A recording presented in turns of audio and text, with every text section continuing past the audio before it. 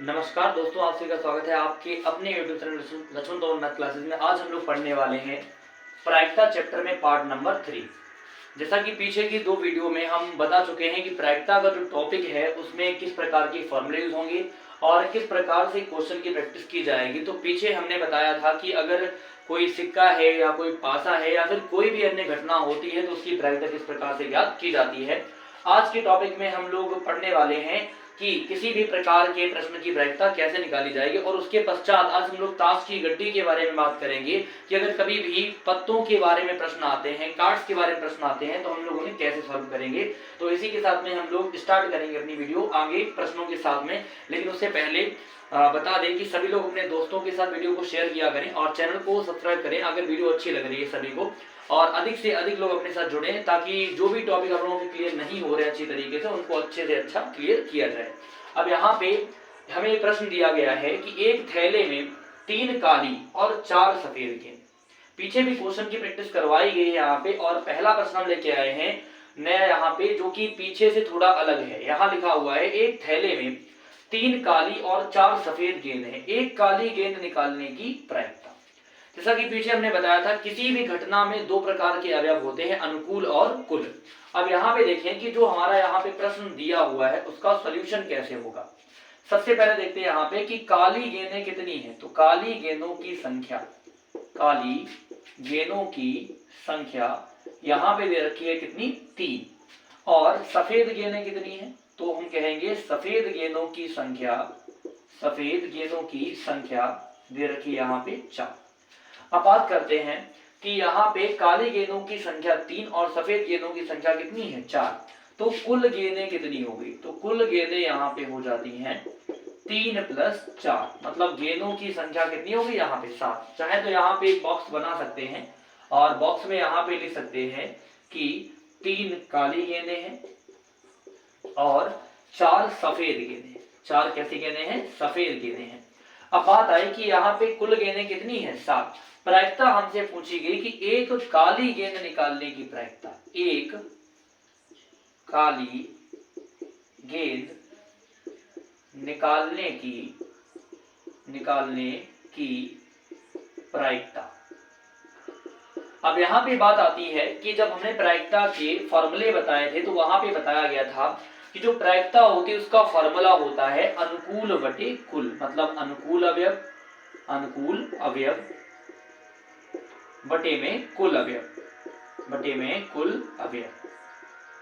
तो यहाँ पे अनुकूल अवयव जो है, अनुकूल अवयव कुल कितने, मतलब जो पूछा गया है काली गेंदों की संख्या कितनी है, 3। तो यहाँ कहेंगे 3 और बटे में यहाँ पे कहा गया है कुल अवयव। कुल अवयव का मतलब थैले में कुल कितनी गेंदें हैं, 7। तो इसकी प्रायिकता हो जाएगी 3/7।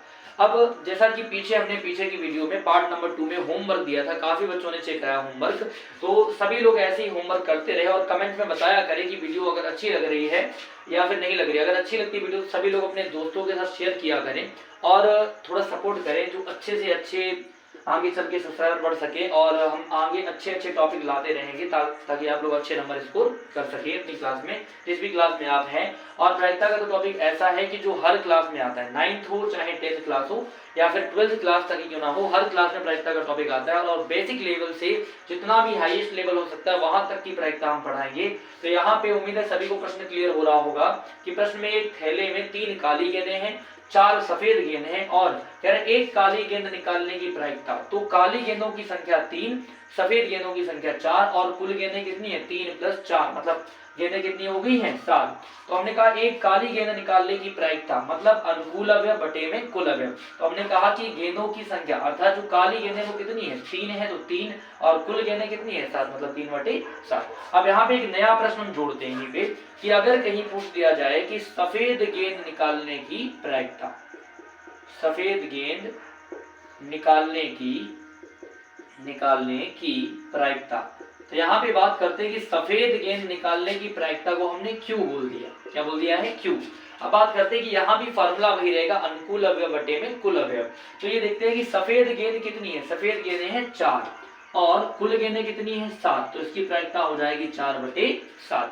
अब बात करें यहाँ पे कि यहाँ एक नया प्रश्न बना सकते हैं कि एक काली गेंद निकालने की प्रायिकता, इसका अर्थ हुआ कि हमने काली गेंद निकाली है मतलब हमने सफेद गेंद नहीं निकाली। तो यहाँ दो इवेंट हो रहे, दो घटनाएं हो रही हैं, एक काली गेंद का निकलना और दूसरा सफेद गेंद का ना निकलना। तो हमने बताया था कि किसी भी घटना के होने या ना होने की प्रायिकता का जो योगफल होता है वो कितना होता है 1। अब चाहे तो इनको जोड़ के देख सकते हैं कि 3/7 और प्लस में कितना 4/7, तो इनके बराबर में आ जाएगा यहाँ पे 7/7, मतलब बराबर में कितना आ गया 1। तो ये पीछे प्रूफ भी करवा चुके हैं कि किसी घटना के होने या ना होने की प्रायिकता का जो योगफल होता है वो कितना होता है 1। तो उम्मीद है सभी को ये क्वेश्चन अच्छे से क्लियर हो रहा होगा।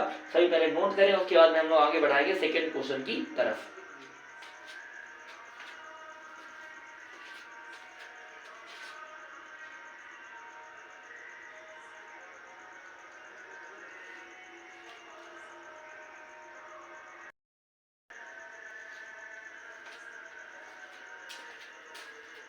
अब हम लोग आगे बढ़ते हैं एक नए टॉपिक के साथ में। यहाँ पे हमने जोड़ दिया टॉपिक ताश की गड्डी। आगे जो भी प्रैक्टिस करवाने वाले हैं क्वेश्चन की, जो भी क्वेश्चन की प्रैक्टिस करवाएंगे वो ताश की गड्डी पर डिपेंड होगी। मतलब कहा जाएगा कि ताश की गड्डी में से कोई एक पत्ता निकाला जाए, उस पत्ते के हुकुम का होने की प्रायिकता, उस पत्ते के इक्का होने की प्रायिकता। तो सबसे पहला इसमें काम होगा कि हम लोग समझ लें कि ताश की गड्डी क्या होती है। पूरा डिटेल में बताया जाएगा कि ताश की गड्डी में कौन कौन से प्रकार के पत्ते होते हैं। और जैसा कि पीछे सभी ने क्वेश्चन किए थे, तो कमेंट में ये जरूर बताया करें कि टॉपिक 100% क्लियर हो रहा है या फिर जितना भी क्लियर हो रहा है उतना बताया करें सभी लोग। अगर कोई समस्या आती है तो कमेंट में बताया करें, उस टॉपिक को और अच्छे से अच्छा क्लियर किया जाएगा। अब यहाँ पे हम लोग आगे बढ़ते ताश की गड्डी के साथ में। तो बात आई कि ताश की गड्डी में सबसे पहला प्रश्न होता है कि कितने पत्ते होते हैं। तो हम लोग कहेंगे ताश की गड्डी में होते हैं 52 पत्ते। कितने पत्ते होते हैं 52। लेकिन इतनी बात तो हर प्रश्न में लिखी होगी कि 52 पत्तों में से एक पत्ता निकाला जाए। लेकिन अब आगे की बात क्या वो समझे। तो 52 पत्तों में से हम इनके करते हैं दो पार्ट। इसमें से 26 पत्ते होते हैं लाल और 26 पत्ते होते हैं काले। 26 पत्ते लाल, 26 कैसे होते हैं काले, मतलब रेड कलर में भी 26 होंगे और ब्लैक में भी कितने होंगे भी 26 होंगे। अब आगे की बात समझे। यहाँ पे क्वेश्चन कैसे बन सकता है कि 52 ताश के पत्तों की जो गड्डी है उसमें से एक पत्ता निकाला गया, उस पत्ते के लाल होने की प्रायिकता, उस पत्ते के काले होने की प्रायिकता, इस टाइप से प्रश्न पूछा जाएगा। आगे की हम लोग बात करते हैं कि 26 के अगर हम दो हिस्से कर दें यहाँ पे, तो 13 और 13, यहाँ पे भी क्या हो जाएगा 13 और 13। मतलब ये 13 जो पत्ते आ रहे हैं ये किस काम के लिए यूज हो रहे हैं ये पता करना है। तो सब लोग समझ ले यहाँ पे कि जो 26 और 26 मतलब 13-13 का पार्ट बांटा गया है, उसमें जो 13 पत्ते होते हैं वो होते हैं हुकुम के। 13 पत्ते किसके होते हैं हुकुम के। 13 पत्ते होते हैं यहाँ पे चिड़ी के और 13 पत्ते होते हैं पान के और 13 में होता है ईंट। अब चूंकि यहाँ पे हर एक प्रश्न में, किसी भी पत्तों वाले प्रश्न में इन पत्तों के बारे में क्वेश्चन किया जा सकता है या प्रश्न पूछा जा सकता है, तो यहाँ पे इनकी जानकारी लेना जरूरी है। तो 13 हुकुम के हो गए, 13 चिड़ी के पत्ते हो गए, 13 पान के और 13 किसके हो गए ईंट के पत्ते। अब बात करते हैं कि ये हुकुम के जो पत्ते हैं 13, इनके क्या क्या प्रकार हैं और चिड़ी के जो पत्ते उनके क्या प्रकार हैं, पान के जो या फिर जो ईंट के पत्ते हैं उनके क्या प्रकार हैं। तो समझते हैं यहाँ पे कि जो 13 पत्ते बांटे जा रहे हैं वो 13 प्रकार के ही पत्ते होते हैं। उनके नाम समझ लेने पहले। तो सबसे पहले इनमें आता है एक पत्ता इक्का, मतलब पत्तों के ऊपर अगर एक लिखा हुआ है इस टाइप से, एक लिखा हुआ है तो उसको बोलते हैं इक्का। अगर 2 लिखा हुआ है तो क्या बोलते हैं, या 3 लिखा तो क्या बोलेंगे, उनके नाम बताते हैं यहाँ पे। अगर 2 लिखा है तो उसको हम लोग बोलते हैं दुपिया। अगर 3 लिखा है तो उसके हिसाब से इसका नाम हो जाएगा तिपिया। ऐसे ही अगर 4 लिखा है तो चौका, 5 लिखा है तो पंजा और अगर 6 लिखा गया है तो छक्का। अब यहाँ पे 13 तक के पत्तों के नाम सीखने पड़ेंगे। तो यहाँ पे 7 वाले को हम लोग बोल देंगे सत्ता। अब ये 7 तक के पत्ते हमने यहाँ लिख दिए हैं। उसके बाद 8 के पत्ते यहाँ लिखते हैं, तो 8 वाले का नाम क्या होता है अट्ठा। उसके बाद में 9 वाले को हम लोग बोलते हैं दहला, नहला बोलते हैं, और 10 वाले को हम लोग बोलते हैं दहला। तो ये 10 पत्ते पूरे हो गए। अब 10 पत्ते के बाद में आता है बेगम और ऐसे ही आएगा बादशाह और ऐसे ही आता है फिर गुलाब। तो यहाँ कुल 13 प्रकार के पत्ते हो गए। कौन कौन से? इक्का, दुबिया, तिपिया, चौका, पंजा, छक्का, सत्ता, अट्ठा, नहला, दहला, बेगम, बादशाह और गुलाब। मतलब ये हो गई ताश की गड्डी। अब समझना ये हुकुम में कौन कौन से, जैसे हम लोग बोल सकते हैं कि जो हुकुम है वो कितने हैं? 13। तो वहां पे हम कह सकते हैं कि हुकुम का इक्का, हुकुम का दुपिया, हुकुम का तिपिया, या फिर हुकुम का बेगम, हुकुम का बादशाह, हुकुम का गुलाम। तो इस टाइप से हम लोग बोल सकते हैं। या फिर चिड़ी का इक्का, चिड़ी का बादशाह, चिड़ी का बेगम, यहाँ पे इस टाइप से नाम बने। तो वो कितने कितने प्रकार के हो गए? 13 प्रकार के। तो ये समझ लें कि 13 जो हुकुम होते हैं वो इक्का या फिर दुबिया या फिर सभी 13 पत्तों से कनेक्टेड होते हैं। तो उनके नाम क्या हो जाएंगे भाई? 13 तक के हुकुम हो जाएंगे, या फिर 13 तक की चिड़ी, या फिर पान, या फिर क्या हो जाएंगे? ईंट। जैसे ईंट का इक्का, ईंट का दुबिया, या फिर ईंट का बादशाह, ईंट का बेगम, ईंट का गुलाम। इस प्रकार से पत्ते पूरे हो जाएंगे। तो ताश की गड्डी की अगर जानकारी किसी को नहीं है तो अच्छे से समझ ले कि ताश की गड्डी में 52 पत्ते होते हैं। 52 में से 26 लाल होते हैं, 26 कैसे होते हैं? काले होते हैं। और उनमें 13 पार्ट हो जाएंगे। 13 पत्ते हुकुम के, 13 चिड़ी के, 13 पान के और फिर 13 ईंट के। और ये 13 प्रकार के पत्ते कौन कौन से होते हैं? तो 13 प्रकार के जो पत्ते हमने बता दी वो यहाँ पे लिखे हुए हैं और सभी इतना नोट करें। उसके बाद जो प्रश्न बनने वाले हैं उनकी हम लोग बात करेंगे और बताएं सभी लोग कि ताश की गड्डी सभी को क्लियर हो रही या नहीं हो रही। इतना पहले नोट करें, फिर हम लोग क्वेश्चन की ओर बढ़ते हैं।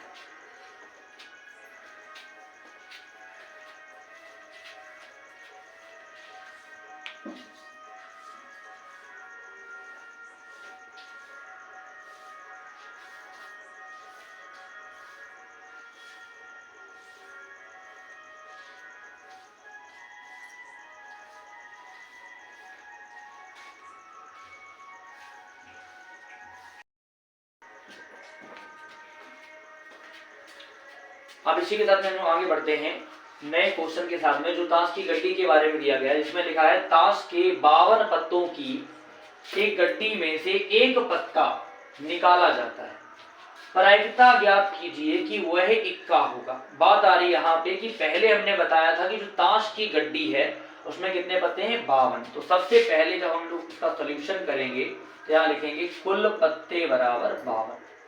कुल पत्ते कितने हैं? 52। और उसके बाद में पूछा गया है कि इक्के कितने होते हैं। तो अभी हमने पीछे ही बताया कि हुकुम के पत्ते 13 होते हैं, चिड़ी के 13, पान के और ईंट के भी कितने? 13। यहाँ पे सभी जो इक्का हो गया या बादशाह हो गया या फिर बेगम या फिर गुलाम या फिर जो 13 पत्ते होते हैं ये सभी 4 होते हैं। तो यहाँ पे इक्के भी कितने हो गए? 4। बादशाह भी कितने हो गए? 4। बेगम और गुलाम भी कितने होते हैं? 4। यहाँ पे हम लिखेंगे कि इक्कों की संख्या, इक्कों की संख्या बराबर कितनी हो जाएगी? 4। तो अगर यहाँ पे बात कही जाए कि एक इक्का निकालने की प्रायिकता, क्या कहा जाए यहाँ पे? एक इक्का निकालने की प्रायिकता। तो याद रखें यहाँ पे कि इक्का निकालने की जो प्रायिकता है P बराबर, उसका हमने पीछे फॉर्मूला क्या बताया कि अनुकूल अवयव बटे में कुल अवयव। ये फॉर्मूला भी याद होगा सबको शायद, फर्स्ट वाले वीडियो और सेकंड वीडियो में बताया था हमने कि अनुकूल बटे में कुल। तो अनुकूल अवयव कितने? यम। तो यहाँ देखें कि अनुकूल में इक्कों की संख्या कितनी है? 4 और कुल पत्ते कितने हैं? 52। तो ये हो जाएगा 4/52। बताओ इसको कैंसिल करेंगे तो यहाँ पे इसकी प्रायिकता आ जाएगी 1/13। उम्मीद है सभी को क्लियर हो रहा हो क्वेश्चन की किस टाइप से पूछा गया है। ताश के पत्तों की या 52 पत्तों की एक गड्डी है, उसमें से एक पत्ता निकाला जाता है। तो एक पत्ता इक्का होने की प्रायिकता कैसे निकालेंगे? पहले देखिए कुल पत्ते कितने हैं, इक्कों की संख्या कितनी है और एक इक्का निकालने की प्रायिकता हमसे पूछी गई है। तो ध्यान रखिए कि इक्के भी 4 होते हैं, बादशाह भी 4 या फिर बेगम, जो भी पत्ते हैं वो 4 होते हैं। केवल हुकुम, चिड़ी, पान और ईंट को छोड़ के वो सब 13 होते हैं। तो यहाँ पे ये हो जाएगी इसकी प्रायिकता। सभी लोग नोट करें और साथ में ही शेयर करते हैं अपने दोस्तों के साथ में। अगर एक बच्चा कम से कम 5 लोगों के पास भी शेयर करेगा तब भी बढ़िया टॉपिक चल जाएगा अपना यहाँ पे। तो शेयर करते रहे और अगर वीडियो अच्छी लगी तो लाइक भी करें। कमेंट में बताएं कि क्वेश्चन क्लियर हो रहे हैं या नहीं हो रहे हैं। लास्ट में वीडियो के अंत में होमवर्क भी दिया जाएगा, तो अच्छे से सब लोग होमवर्क करके बताएं, नोट कर ले सभी लोग। उसके बाद हम लोग आगे बढ़ते हैं।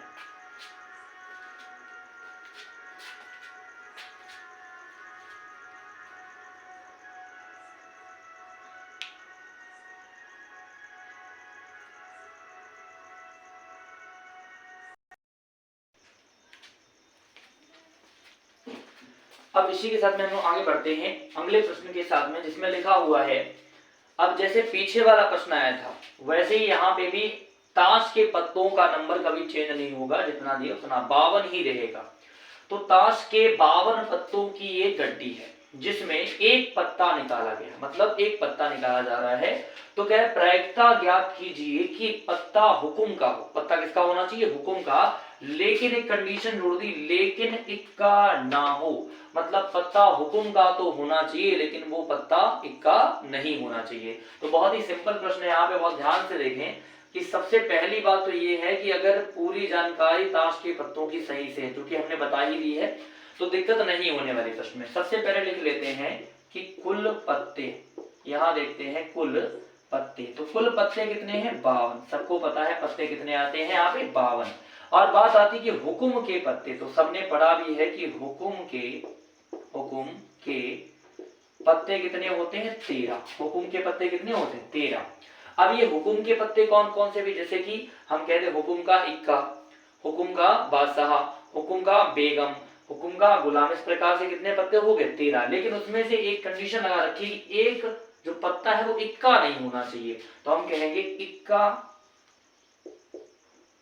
छोड़ने पर, इक्का छोड़ने पर हुकुम कितने रह जाएंगे? हुकुम की संख्या कितनी रह जाएगी? हमने कहा 13 में से अगर हम एक इक्का छोड़ देंगे तो हुकुम कितने रह जाएंगे? 12। अगर 13 में से हम एक इक्का छोड़ दें तो हुकुम कितने रह जाएंगे? 12 रह जाएंगे। तो जैसे कुल पत्ते 52, हुकुम के पत्ते 13, और उस 13 में से हमने एक इक्का हटा दिया, छोड़ दिया है, तो वहां पे पत्ते कितने बचेंगे? 12। तो यहाँ पे हम लगाएंगे कि प्रायिकता क्या होगी? तो प्रायिकता यहाँ पे हो जाएगी, प्रायिकता हो जाएगी अनुकूल अवयव, अनुकूल अवयव बटे में कुल अवयव, अनुकूल अवयव बटे में कुल अवयव। तो उम्मीद है सभी को मेरी बात समझ में आ रही होगी अच्छी तरीके से कि हम यहाँ क्या कहना चाह रहे हैं कि 13 हुकुम के पत्ते में से इक्का नहीं होना चाहिए, मतलब इक्का जो एक पत्ता है वो निकाल देना, माइनस कर देना, वो कितने बचेंगे? 12। यहाँ प्रायिकता हो जाएगी 12, और बटे में कुल पत्ते कितने हैं? 52। तो 12 बटे 52, इसको हम लोग 4 से कैंसिल करेंगे, तो 4 3 12 और 13 चौको 52। इस प्रकार से जो प्रायिकता है वो कितनी हो जाएगी? 3 बटे 13। उम्मीद है सभी को ताश की गड्डी के प्रश्न अच्छी तरीके से क्लियर हो रहे होंगे कि किस टाइप से प्रश्नों को हल करना है, और सभी लोग अच्छे से ताश की गड्डी जो हमने लिखवाई, जो भी हमने बताया अभी पीछे, उसको अच्छे से तैयार कर लें। अच्छा होगा सभी लोग नोट्स बनाया करें इन चीजों के, क्योंकि थ्योरी यहाँ पे पूरी करवाई जा रही है। अब क्लासेस में अगर थ्योरी पूरी नहीं हो रही है तो थ्योरी अपनी नोट करें जिस भी चैप्टर की, जैसे कि पॉलिनोमियल चैप्टर हमने पीछे करवाया है। जिन बच्चों ने पॉलिनोमियल चैप्टर नहीं देखा है वो पीछे पॉलिनोमियल चैप्टर देख ले अपना, उसका पूरे अच्छी तरीके से सोल्यूशन करवाया गया, थ्योरी बताई गई है। या फिर जो भी चैप्टर, जैसे हाई स्कूल लेवल, जो बच्चे 9th में पढ़ रहे हैं उन्हें हाई स्कूल क्लास की जो हमने वीडियो डाल रखी है, जैसे कि विभाजन की एल्गोरिथम हो गई है, या फिर नंबर सिस्टम में एलसीएम एंड एचसीएफ का चैप्टर हो गया है, तो उन चैप्टर को अच्छे से तैयार करें। आगे चल के हम ट्रिग्नोमेट्री का चैप्टर हो गया हाई स्कूल क्लास में, या फिर फर्स्ट ईयर क्लास में ट्रिग्नोमेट्री हो गई है, फर्स्ट ईयर क्लास में जो भी चैप्टर आ रहे हैं या सांख्यिकी चैप्टर, उसका पूरा सोल्यूशन दिया जाएगा। और अगली वीडियो जो हम लेके आने वाले हैं वो आएगी हाई स्कूल क्लास में, जो बोर्ड परीक्षा होने वाली है उसका एक प्रैक्टिस सेट लेके आएंगे, पूरा सोल्यूशन करवाएंगे उसका अच्छी तरीके से, तो सभी लोग अच्छे तैयार करते रहे। और हाई स्कूल क्लास में भी प्रायिकता का चैप्टर दिया गया, ठीक ठाक नंबर में 5 या 6 नंबर के प्रश्न आ जाते हैं, तो अच्छे से प्रायिकता का टॉपिक क्लियर कर लें। और जैसा हमने पीछे कहा है कि वीडियो को साथ में शेयर करते जाए और लाइक भी करते जाए, ताकि वीडियो अपनी आगे बढ़ती रहे अच्छी तरीके से, दिक्कत ना हो। यहाँ पे कम से कम समय में अगर अधिक लोग देखते वीडियो तो वहाँ पे अलग ही बात होती है, और अगर अच्छा टॉपिक चल भी रहा होगा तो मजा भी अलग ही होता है उसका। तो सभी लोग नोट करें यहाँ पे, और फिर बताएं कि ये क्लियर हो रहा है नहीं हो रहा है, कमेंट करते रहे सभी लोग।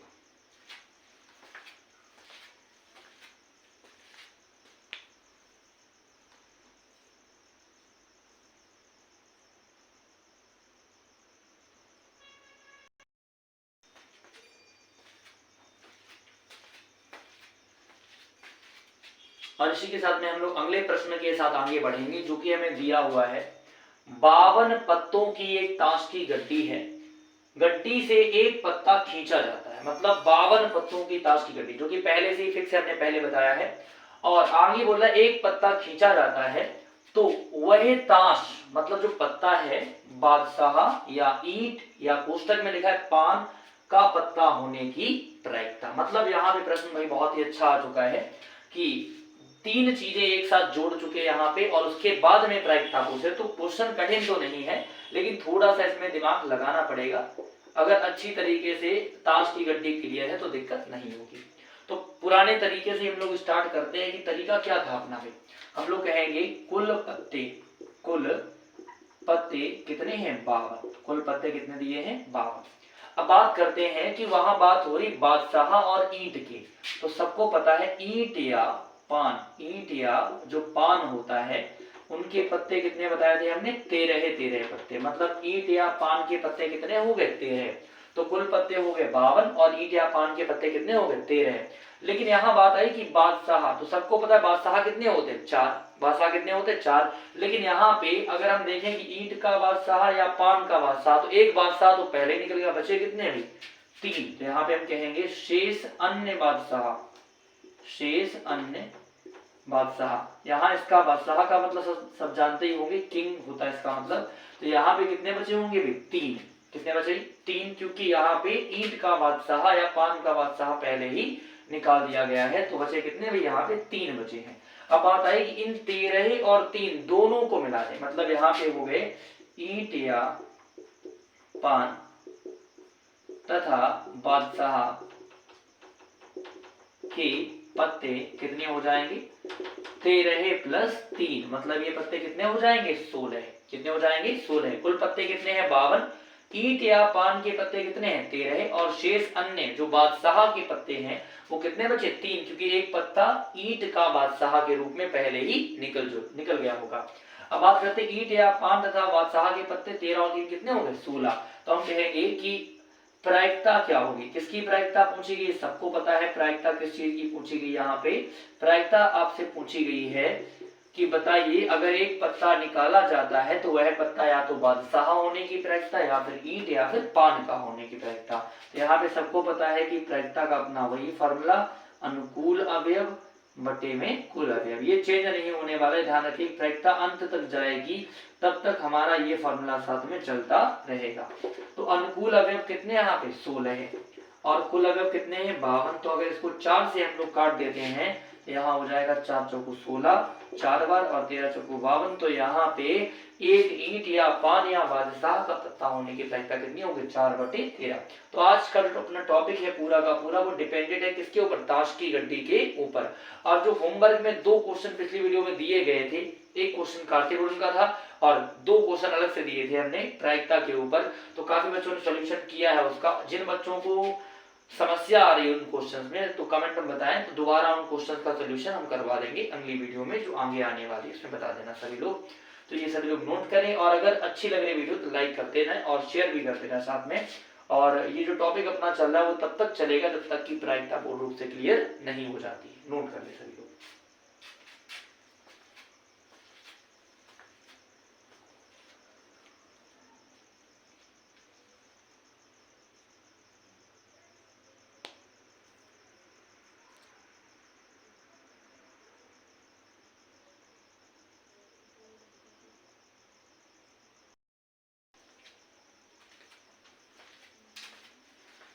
अब यहाँ पे हम जो नया क्वेश्चन लेके आए वो थोड़ा सा हमने चेंज किया, ताश की गड्डी से अलग हटके यहाँ पे क्वेश्चन आया है।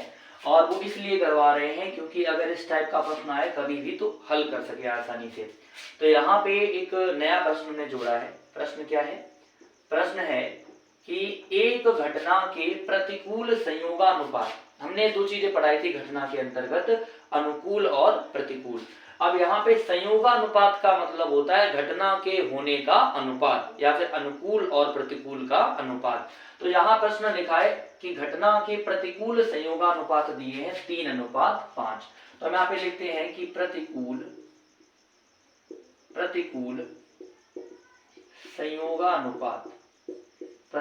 संयोगानुपात कितना है 3:5। सब जानते हैं अनुपात का मतलब होता है डिवाइड या भाग।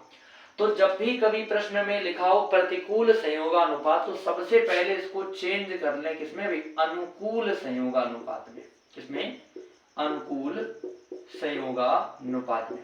तो सबने पढ़ा ही होगा कि अनुकूल अवयवों की संख्या हमने कितनी मानी थी m और प्रतिकूल अवयव कितने होते हैं, n, तो ये m/n के बराबर। इसका उल्टा, क्योंकि इन्होंने बोला है प्रतिकूल, हम किसका निकाल रहे हैं, अनुकूल का, जिसमें 5 हो जाएगा ऊपर और 3 कहाँ जाएगा, नीचे। 5 रहेगा ऊपर, 3 कहाँ जाएगा, नीचे। तो इस प्रकार से अनुकूल संयोगानुपात कितना हो जाएगा, 5/3। तो यहाँ पे m का मान कितना हो गया, 5, और n का मान कितना हो गया, 3। तो उसने कहा है कि उस घटना के घटने की, घटने का मतलब समझते, सफल होने की, तो हम कहेंगे घटना के घटने की प्रायिकता। घटना के घटने का मतलब है घटित होने की या कार्य पूरा होने की प्रायिकता। तो उसके लिए सबने पढ़ा भी होगा कि इसकी प्रायिकता को हम क्या बोलते हैं, P, और फॉर्मूला सबने पढ़ा है अनुकूल बटे में कुल, और ये फॉर्मूला काफी पहले पढ़ाया गया है कि प्रायिकता P बराबर। अब ये देखते हैं कि अनुकूल अवयव यहाँ पे कितने हैं, अनुकूल अवयव कितने दिए गए हैं, 5। तो 5 और बटे में m का मान है 5, n का मान कितना है, 3। तो 5 और 3 कितना हो जाएगा यहाँ पे, 8। तो इस प्रकार से हो जाएगा 5/8। अब यहाँ पे घटना के घटित होने की प्रायिकता कितनी हो गई है, 5/8। उम्मीद है सभी को क्लियर हो रहा होगा कि जब भी प्रतिकूल संयोगानुपात दिया हो, प्रतिकूल संयोगानुपात का मतलब होता है n/m। तो पहले हम उसको कन्वर्ट करते अनुकूल संयोगानुपात में, मतलब m/n, और उसके बराबर क्या, उसका उल्टा करेंगे, 5/3। तो m का मान 5, n का मान कितना होगा, 3। मतलब घटना के घटने की प्रायिकता होगी अनुकूल अवयव बटे में कुल अवयव। तो अनुकूल कितने हैं, 5, और 5 3 कितने, 8। तो घटित होने की प्रायिकता कितनी होगी, 5/8। लेकिन अगर बोल दे घटना के ना घटने की प्रायिकता, तो वहां पे हमने एक फॉर्मूला बताया था, या तो इसको सीधा ही निकाल दो, ना घटने की प्रायिकता निकालने के लिए घटने की प्रायिकता को एक में से घटा देते, माइनस कर देते हैं। लेकिन अगर वैसे ना निकाले तो एक हमने फॉर्मूला बताया था प्रतिकूल बटे में कुल। ये देखिए यहाँ पे कि प्रतिकूल अवयव कितने दिए हुए, प्रतिकूल अवयव कितने हैं, 3, और बटे में कुल अवयव कितने हैं, तो 5 3 8। तो ये हो जाएगा 5 + 3, मतलब यहाँ जो ना घटने की प्रायिकता है वो कितनी हो जाएगी, 3/8। और फिर से वही कंडीशन यहाँ बताते हैं कि इन दोनों को अगर हम जोड़ दें P + Q, तो इनकी प्रायिकताओं का योगफल कितना हो जाएगा अपना, इनकी प्रायिकताओं का योगफल हो जाएगा कितना, 1, मतलब 5/8, और प्लस में कितना आएगा, 3/8। तो हो जाएगा 5 3 8, हर कैसे, बराबर। तो P + Q बराबर 8/8, मतलब हल करेंगे तो ये कितना आ जाएगा, ये आ जाएगा अपना कितना, 1, 8 एकम 8। P + Q बराबर कितना आ जाएगा, 1 आ जाएगा यहाँ पे। तो वही चीज फिर से आ गई, घटना के घटित होने या ना घटित होने की संभावना जो प्रायिकता होती है उनका योगफल कितना होता है, 1। इस प्रकार से सभी नोट करें। और पहले भी कहा है, फिर से कह रहे हैं कि जो वीडियो आ रही है वो सभी क्लास के बच्चों के लिए, 9th से लेकर 12th क्लास तक के बच्चे इसको देख सकते हैं, क्योंकि यहाँ पे प्रायिकता बेसिक टू हाई लेवल चलेगी, बिल्कुल बेसिक से। हमने सारी प्रकार की जो सिंपल चीजें या फिर जो आगे आने वाली उनके लिए हमने सारी टॉपिक्स तैयार करवाए हैं, थ्योरी बताई है। तो इनका नोट्स बनाते जाए अच्छे से, और आगे चल के बहुत ही फायदा होने वाला इन चीजों का। अगर आप 9th क्लास में 10th में फायदा होगा, और अगर 10th या फर्स्ट ईयर में 12th में बहुत ज्यादा इसका फायदा होने वाला है। तो सभी लोग इसको नोट करें, और फिर से कह रहे हैं कि कमेंट करते रहें और बताते रहें कि क्वेश्चंस क्लियर हो रहे हैं कि नहीं हो रहे हैं, नोट करें सभी।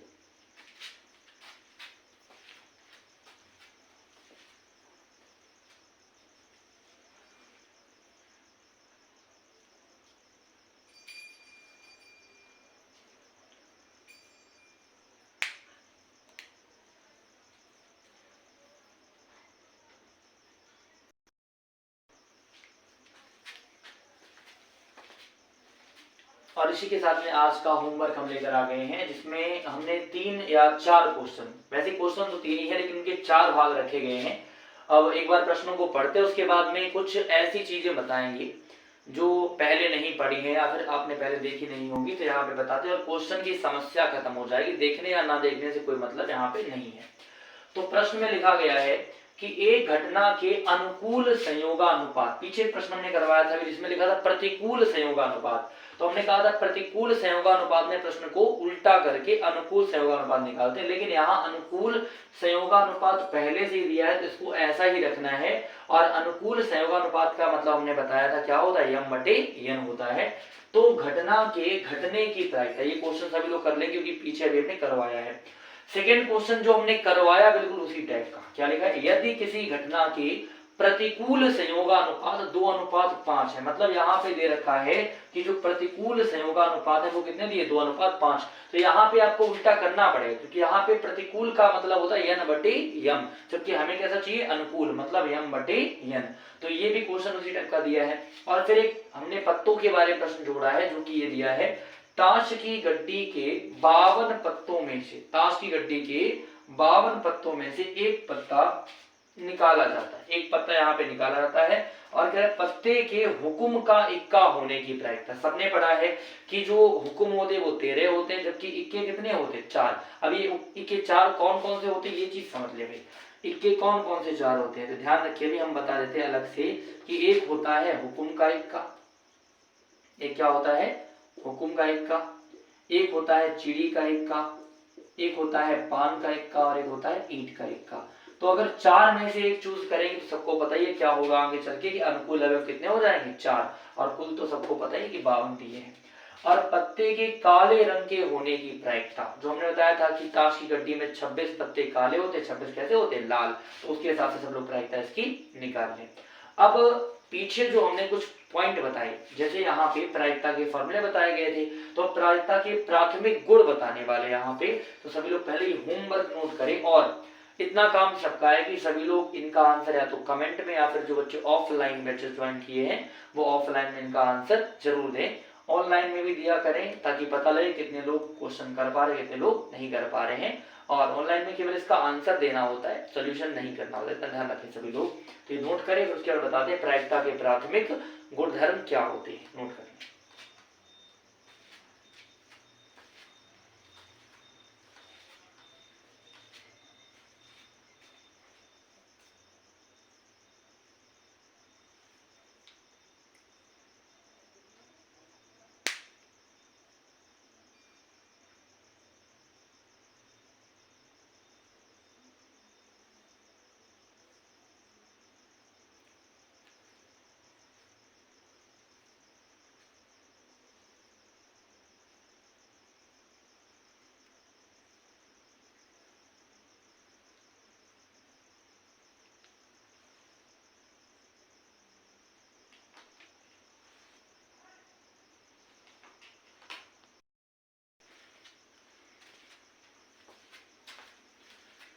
अब यहाँ पे हम लोग आगे बढ़ते हैं, और क्वेश्चंस के बाद में बात आती है प्रायिकता के प्राथमिक गुणधर्म, जो कि बहुत ही महत्वपूर्ण, ध्यान रखना है सभी को कि प्रायिकता के प्राथमिक गुणधर्म कितने होते हैं।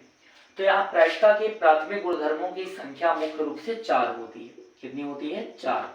वो क्या क्या है ये समझे पहले सभी लोग, उसके बाद में हम लोग आगे बढ़ते हैं और बताते हैं कि इनका यूज कैसे होगा। सबसे पहले ऑब्जेक्टिव क्वेश्चन के रूप में हाई स्कूल की व 12th क्लास की बोर्ड परीक्षा में पूछता है कि प्रायिकता का मान कितना कितना हो सकता है। तो पीछे हमने बताया कि अगर कोई घटना ई है, अगर कोई घटना क्या है, ई, तो उसकी जो प्रायिकता होगी पीई, वो कभी भी 0 से छोटी नहीं होगी, मतलब 0 से बड़ी या फिर 0 के बराबर, या तो 0 से बड़ी या फिर 0 के बराबर, और 1 से छोटी या 1 के बराबर, कभी भी 1 से बड़ी नहीं हो सकती है, क्योंकि कोई भी घटना 100% से ऊपर नहीं हो सकती है। कोई भी अगर काम होगा तो या तो वो 100% होगा या फिर नहीं होगा, इतनी बात होती है यहाँ पे। तो याद रखें कि प्रायिकता का जो पहली प्रॉपर्टी आ रही है, पहला गुण आ रहा है, वो क्या है कि पीई का जो मान है वो 0 से बड़ा या 0 के बराबर और 1 से छोटा या 1 के बराबर। कैसे पढ़ेंगे कि 0 इज लेस और इक्वल, 0 इज लेस और equal PE and PE is less और इक्वल 1, मतलब पीई का मान या तो 0 से बड़ा या बराबर और 1 से छोटा या बराबर। उम्मीद है पहली प्रॉपर्टी सभी को क्लियर हो रही होगी।